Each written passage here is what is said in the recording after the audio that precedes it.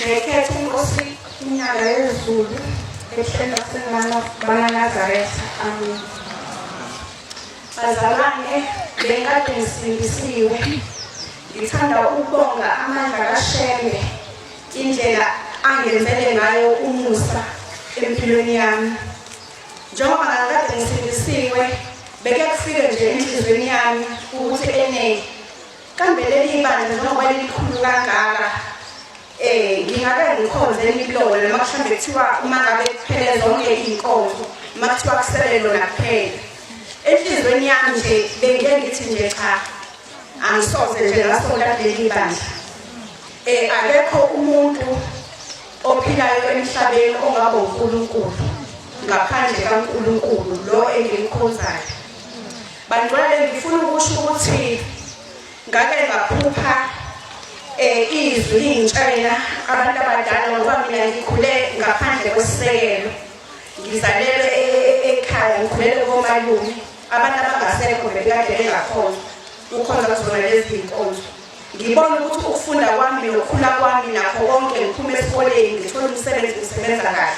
Ngibona ukuthi impilo yami iyaqhubekela phambili ngaphandle kwabantu abangasekho. Kodwa kuthe ngomunye unyaka lafika izwi lomuntu omdala ezangitshela ukuthi mntanami uphambukile. Indlela okufanele ukuthi uhambe ngayo uyamazi lo Jesu lo omphakamisayo ukuthi ubani. Bathi lalela-ke, umuntu okuyena yena othunyiwe emhlabeni ukuthi ozosiza abantu abaphilayo nabangasekho uShembe. Lo wena ongamfuni, uShembe uNkulunkulu. Thina sasiphila la emhlabeni singayingeni indaba yokukholwa nendaba kaShembe ngoba sasimazi, hayi ukuthi yena asimazi. Sinamacala, sasithakatha, sasenza konke, sasibanga imingcele, sibanga amafa ngoba abazali bethu babesebenza, beba nogandaganda, beba namasimi, beba namafazi amaningi. Sibulalana sodwa ngenxa yomhobholo. Namhlanje siyacela ukuthi usisize ngoba sikhethe wena. Emndenini nje wonke sikhethe wena ngoba sikuthembile. Sicela ukuthi uyosiguqela kuShembe.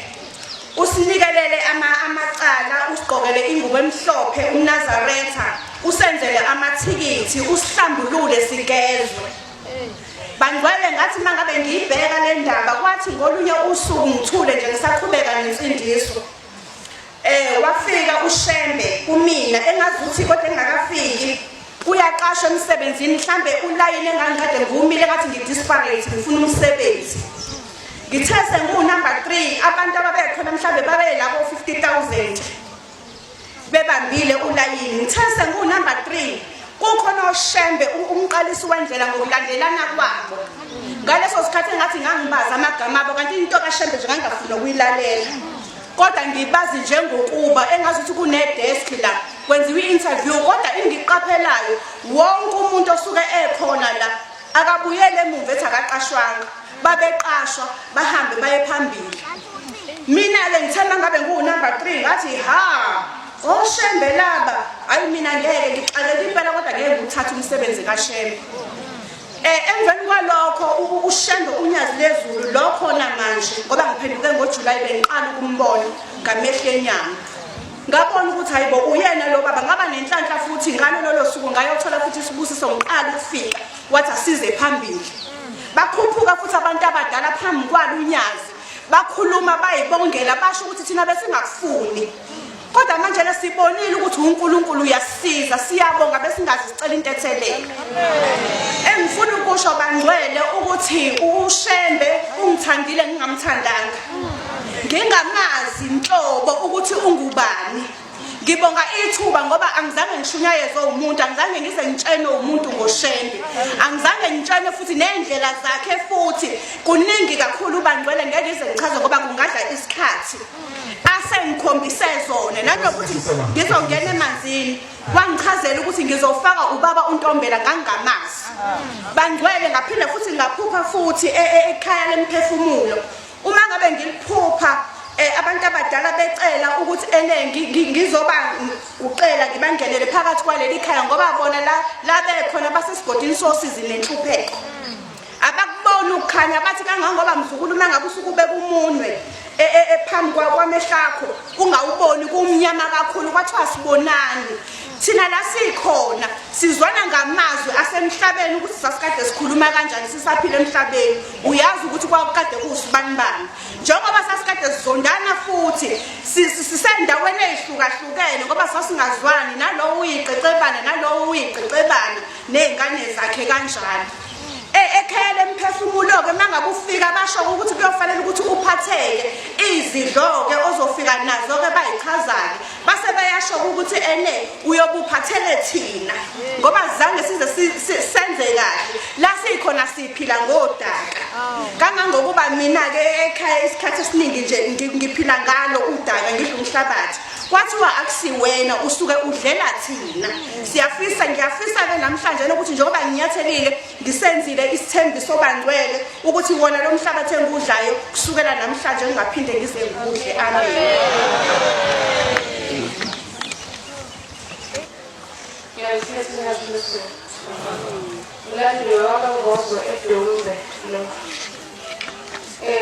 Imina wayifanela ubabulele imina futhi eyaxhumana naye emhlanganweni ngomuntu ke oloku ebabalekela ngamaphupho phansi oloku ebabalekela amaphupho la ekhaya ngokubona ukuthi ngathi angeke ngilunge sukela ngo-2020 amaphupho engihlupho yazezulu amen ngoba mhla ka-29 April ila Afrika khona ukalwendlela angimazi kodwa ngathi uma ngibuka ifoto ngabona ukuthi futhi uyena lo ezongitshela ukuthi yimina uJesu wakho ngoba mina ngikhule ngisindisiwe vele so okwala ekhaya-ke kuqale unyathi ngiyonikela onyathini ngiphethe u-10 uma ngiphethe u-10 uma ngingena phakathi angisacela umsebenzi ngathi ngizocela umsebenzi ishintsho inkulumo sengiphakathi hayi babona ngizothokaza la ngibethe uma ngihleli nabantu inkulumo iyashintsha yonke into okuthi ngishiwo yimina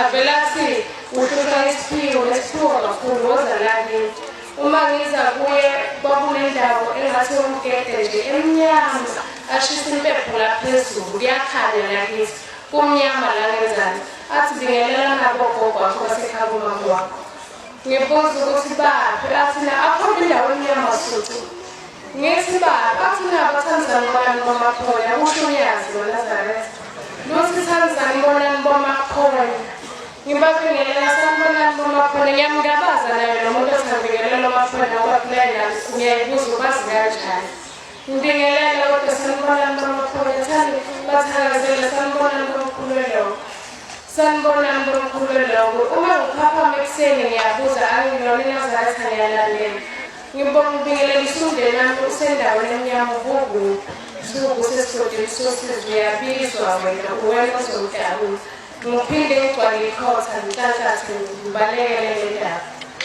bafike ngoMeyi-ke kulo nyaka ngiphupha ubhuti omhlophe usemusha uhamba nami ngathi sigibele lebhayisikili kule stradi lesi le building ngiyibone njengoba inje nalendlu levuliwe lelango kalesi ngiyibone njengoba inje uma ehamba nami lo muntu uthi ngena la napho kwamashi ngena la ikhala emphefumulo ungikhomba la sila egethini ngena la ikhala emphefumulo ufuna unikelela abasekhaya wakho yena kodwa sale la ngaphandle bese ufuna ubatshela ukuthi usuke ekudeni usuke edolobheni angazi yena lensizwa ukuthi yasala phi la endleleni ngoba ngangena ngedwa noma ngangena la kwenye indlu la ngaphambili ngafica abantu abathathu ngicela ukusizwa ngasho ngathi ngisuke edolobheni ngizocela unikele bangifaka ngaphakathi uma ngingena ngaphakathi ngawunikelela umndeni wasekhaya bomama ngase nginikelela nale ngubo ngoba uma ngabe ukhuluma esephusheni kusuke kungasuwo ngizizwe ukukhuluma ukuthi nginenkinga yengubo umama washona ngisemncane so ngilongifishayele into leyo nginenkinga yengubo ngicela shebe ungilamulele yona ungembule wena bese kuba ngathi usukhuluma umuntu ongisizayo anginikeze isitulo ngihlale phansi manje ngithonga ngakhona ephusheni umama angazi na 31 umama nje wangishiya ngimncane ngezizi lakhe liqhuma la kaze afike nangephupho wahleka lokho ukuthi angeke yenzeke lento yabona ukuhleka ukuthi leyo nto ile ngeke yenzeke engisho ukuthi uNazaretha ngonyazi ngifostile nofika la ngoba angiyazi ngiyibopheke kuphi kahle kahle kodwa nje ibuilding yala ekhaya lena ngiyibona